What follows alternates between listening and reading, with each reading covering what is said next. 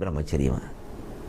స్త్రీలను ఆకట్టుకునేటువంటి లక్షణాలన్నీ నీలో ఉన్నాయి అంటూ స్త్రీలకి పురుషులకైనా కావాల్సింది అదే, కానీ స్త్రీలకు ఎక్కువ అందం. ఇప్పటికీ మనం ఒప్పుకుందాం మొహమాట లేకుండా. స్త్రీలు సౌందర్య దృష్టి కలిగిన వారా కాదా? ఆ వస్తువులు ఎంపిక చేసేటప్పుడు ఒక పూల మొక్క చూసినా, ఓ పువ్వులు చూసినా, లేదు చీరలో రకాలు చూసినా అందం కోసమే కదండి. అసలు అందం పట్ల స్త్రీలు చూపించిన శ్రద్ధ పురుషులు చూపిస్తారా? ఈ మధ్య పురుషులు కూడా అలా తయారయ్యారు. అది వేరే విషయం, కానీ పురుషుడు లక్షణం కాదు అది. పురుషుడు ఎప్పుడు గాంభీర్యానికి చిహ్నం, స్త్రీ లాలిత్యానికి చిహ్నం. పురుషుడు ఒక అభిమాన ధనానికి చిహ్నం, ఒక ఔన్నత్యానికి. స్త్రీ సౌందర్యానికి చిహ్నం. దీన్ని ఎవరూ కాదనలేదు. పురుషుడు శాస్త్రం, స్త్రీ కళ. పురుషుడు సైన్స్, స్త్రీ ఆర్ట్. లెక్కది. మీరు ఎన్ని మార్పులు జీన్స్ ప్యాంట్లు వేసి టీషర్ట్లు వేసి ఏం చేసినా ఈ భావం తప్పదు, మళ్ళీ అక్కడికి వెళ్ళాల్సిందే. సహజమైన లక్షణం ఎక్కడికి పోతుంది? అందుకని సౌందర్యాన్ని వాళ్ళు మెచ్చుకుంటారు. అంత అందంగా ఉన్నావు నువ్వు, అసలు నువ్వు నేను ఎలా ఎందుకు ఉండనిచ్చారయ్యా?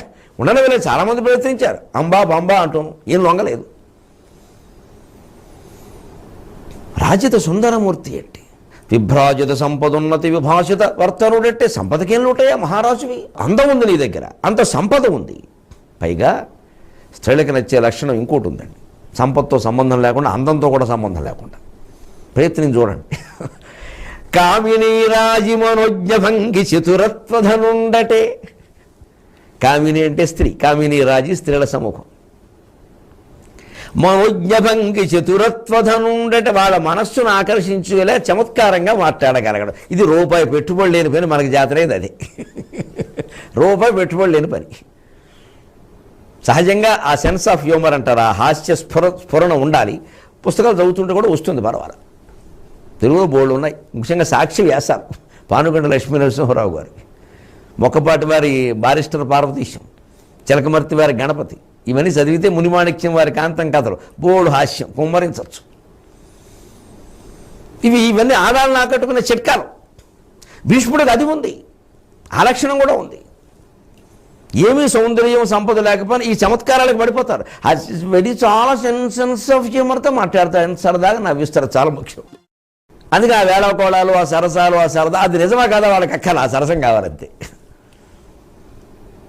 అందుకని అది కూడా నీ దగ్గర ఉంది. అన్నీ ఉండి ఇప్పుడు అంటున్నాడు విచిత్రమైన మాట, అంత సౌందర్యం ఉండి, అంత సంపద ఉండి, అంత చమత్కార స్వభావం ఉండి, బ్రహ్మచర్య దీక్షాజిత మన్మధుండునటే జన్మములిట్టివి ఎందుగల్గునే.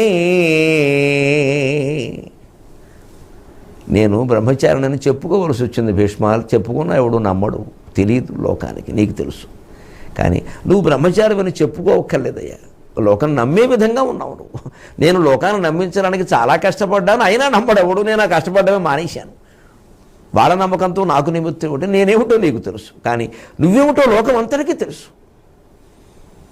బ్రహ్మచర్య దీక్షతో జితమన్మధుండునట్టు శివుడు కూడా జయించడానికి నానాయాతన పడిపోయి కాల్చేసి తప్పించుకున్నాడు, కానీ భావాన్ని జయించలేకపోయాడని నాకు ఇప్పటికీ అనుమానం అయ్యా. ఎందుకంటే అమ్మవారిని ఇలా పెళ్లి చేసుకోగానే మన్మథ భోగాల్లోనే లీనమైపోయాడు శివుడు. అంటే లొంగిపోయాడా లేదా? మరి ఆ జగన్మోహన సౌందర్య శక్తికి నువ్వెందుకు లొంగలేదయ్యా? బ్రహ్మచర్య దీక్షాజిత మన్మధుండునటే జన్మములిట్టివి ఎందుగలిగిని. బాణాల మీద పడుకుని కూడా ప్రాణాలు కాపాడుకున్న మహానుభావుడివయ్యా అని కీర్తించాడు. ఆ మాట దానికోసం భీష్ముడు ఎదురు చూడడు, కానీ అంటే సంతోషిస్తాడు. అందున పరమాత్మ అన్నాడు. ఏ నారాయణ పరం జాత ధ్యానం నారాయణ పరహ, నారాయణ పరం బ్రహ్మతత్వం నారాయణ పరహ అని ఏ మంత్రపుష్పం ఏ మహానుభావుడిని కీర్తిస్తుందో ఆ మహానుభావుడి నోట ఈయన కీర్తన విన్నాడు. దేవతలందరూ ఏ మహానుభావుడిని కీర్తిస్తారో ఆ మహానుభావుడు ఈయన కీర్తించాడు. ఎందుకంటే భీష్ముడి జన్మకి సార్థకత ఏమిటి? ఎవరైనా పెద్దవాళ్ళ నుంచి ఆ మాట ఒక్కటి అలాంటిది మనం అనిపించుకోగలిగితే ఈ యువతరం జీవితం అంతా సార్థకం కాదమ్మా. నువ్వు మా ఇంట్లో పొట్టబట్టి మేమెంత ఆనందం తింటున్నామే, మేమంత ఆనందంగా ఉన్నామే అని ఏ కూతురునైనా తండ్రి అంటే ఆ పిల్ల జన్మ సార్థకం. ఒరే నువ్వు కొడుకు కాదురా, శ్రీరామచంద్రుడివిరా, నాకేదో దశరథుడి బుద్ధులు కొన్ని ఉన్నా, నీ వల్ల నేను బాగున్నా నాన్న అని కొడుకును చూసి తండ్రి అనగలిగితే ఆ కొడుకు జన్మ సార్థకం. ఇగో ఇప్పుడు భీష్ముడు జన్మ సార్థకం.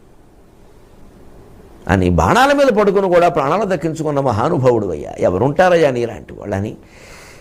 తాత, నా విజ్ఞప్తి మన్నించి ఇగో బంధువుల్ని, పుత్రుల్ని, మిత్రుల్ని కోల్పోయాననే శోకంలో ఉన్నాడయ్యా ధర్మరాజు. ఈయన కాస్త మంచి గంధం లాంటి మాటలతో చల్లబరచవయ్యా అన్నాడు. కాస్త అతనికి ఏమైనా చెప్పవయ్యా ఒక మాట అంటే అప్పుడు భీష్ముడు అన్నాడు, నన్ను నువ్వు ఆజ్ఞాపించాలా స్వామి, నన్ను నాకు చెప్పాలా, విజ్ఞప్తి చేయాలా, నన్ను విజ్ఞప్తి చేస్తావు నువ్వు, నాకు నన్ను ఆజ్ఞాపించవయ్యా, నా మేలు కోరేవారు నీకంటే ఎవరుంటారు అని భీష్ముడు అంటే కృష్ణుడు అన్నాడు విచిత్రంగా, మమేకమైపోయారు అద్వైతం. ఎందుకంటే భీష్ముడు అద్వైత స్థితిలోకి వెళ్ళాలి, అద్వైత స్థితిలోకి పెడితే కానీ మోక్షం రాదు, మిగిలినవి ఏవీ మోక్షాలు కావు, అద్వైతమే మోక్షం. ద్వైతం అన్నామంటే మోక్షం కాదు, అదో శిక్ష, ఏదో కొంతకాలం రక్షగా ఉండొచ్చు, తర్వాత శిక్షే. అద్వైతమే మోక్షం. అద్వైత స్థితిలోకి ఆయన తీసుకెళ్ళాలి.